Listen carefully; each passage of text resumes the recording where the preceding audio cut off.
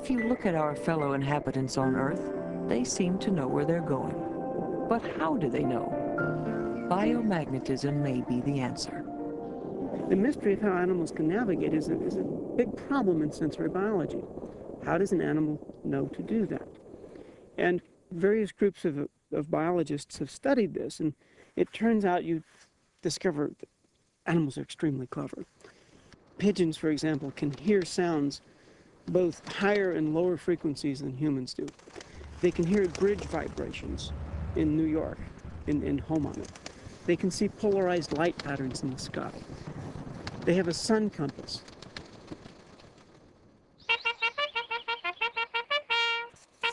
But as wartime messengers, pigeons headed home without sunlight and bridges to guide them.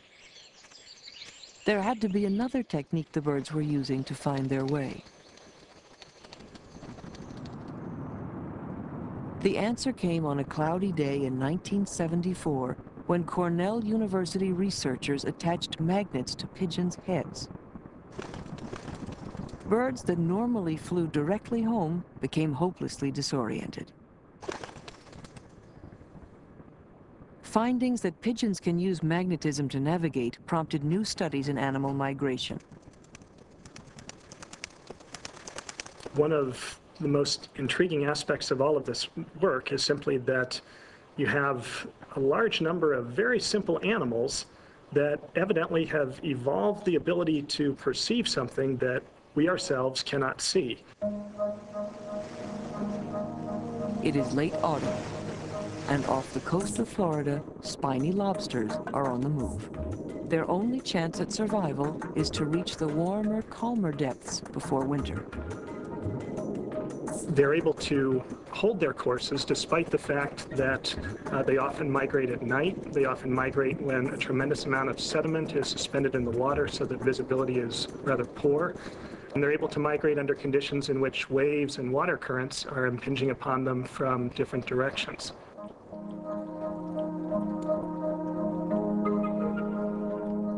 To find out if lobsters have a magnetic sense, Ken Lohman set up a tank where he can control the magnetic field.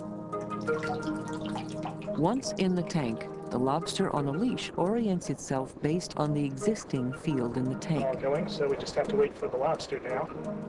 This is a north-seeking lobster. All right, we'll change the field in 5 seconds. Nothing diverts the creature from its course until the direction of the magnetic field is reversed.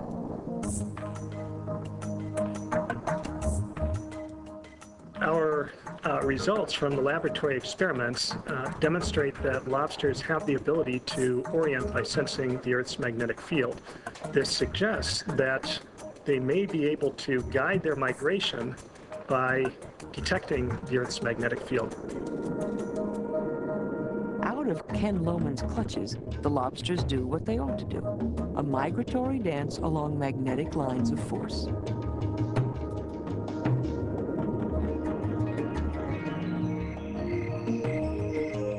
The ability to detect magnetic fields goes beyond pigeons and lobsters. Scores of animals seem to be sensitive to magnetism. This sixth sense might be traced to small grains of lodestone or magnetite found in animals' brains.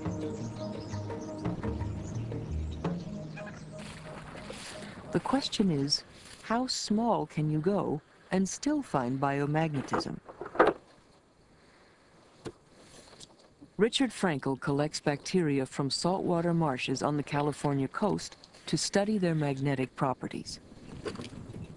These bacteria have a problem. They seek food and security in the muck under the pools of water, but they don't have eyes to guide them, and they are so tiny they're unaffected by gravity. The bacteria may be simple single-celled creatures, but they navigate the same way Columbus did.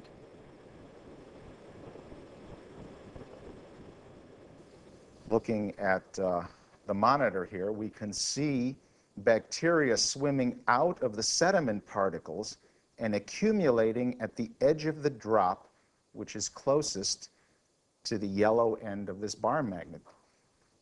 And now after they've accumulated for a while, I can show you that if I turn the bar magnet around, the bacteria swim away from the drop. Unlike the pigeons and lobsters, we can actually see the bacteria's internal direction finder. This is a picture from an electron microscope, the organism magnified 100,000 times. The bacterium is a living bar magnet. Well, what the bacteria did, or what they do, in fact, they're doing it right now out here, is they make these single domain sized particles of magnetite, and they line them up in a chain. And this forms a permanent compass needle that is just large enough so that the bacterium is oriented in the Earth's magnetic field as it swims.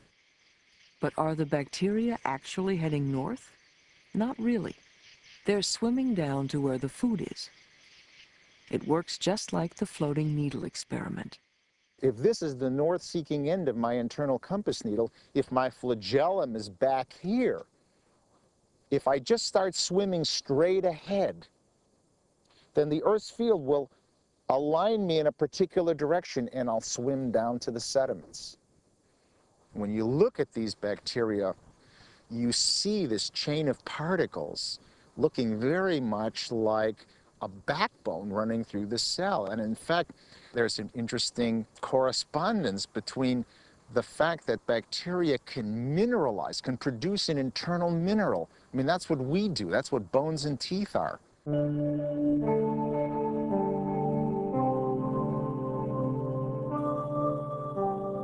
It's kind of an amusing idea, but it could well be that this skeletal system that we now have in our cells evolved in these magnetic bacteria to keep these magnets in line. And if that were the case, this kind of an absurd conclusion that perhaps we wouldn't be here if it weren't for the magnetic field driving the evolution of this. If we have magnetic microbes to thank for our spines, is it possible that we too have internal compasses? When he's not digging in Death Valley, Joe Kirschvink is busy in his lab dissecting human brain tissue, looking for magnetite. He finds it, miniature magnets among the neurons. The discovery of a permanently magnetic material in human tissues is a surprise. If I take a magnet, it doesn't normally stick to my head or to my fingers, and the assumption was that there's probably nothing ferromagnetic there. But it turns out nobody had looked. What Kirschvink did was turn his tissue samples into a kind of brain soup. A strong magnet placed in the liquid pulled iron oxide crystals out of suspension. What we know at the moment is that all of the crystals that we've seen and extracted and purified and studied are perfect biological bar magnets. The crystals in our brains are almost identical to those in the bacteria. If you realize that birds and fish and other vertebrates, our cousins evolutionarily, also produce this material, it shouldn't be that much of a surprise that we do it as well. It's our ancestors anyway. So we've got magnets in our brains, but there don't seem to be enough of them to serve any purpose in human beings. Perhaps at a distant point in our evolutionary past, the ability to sense the Earth's magnetic field was extremely important to us, and its importance may have diminished over time as our other sensory systems became more and more sophisticated.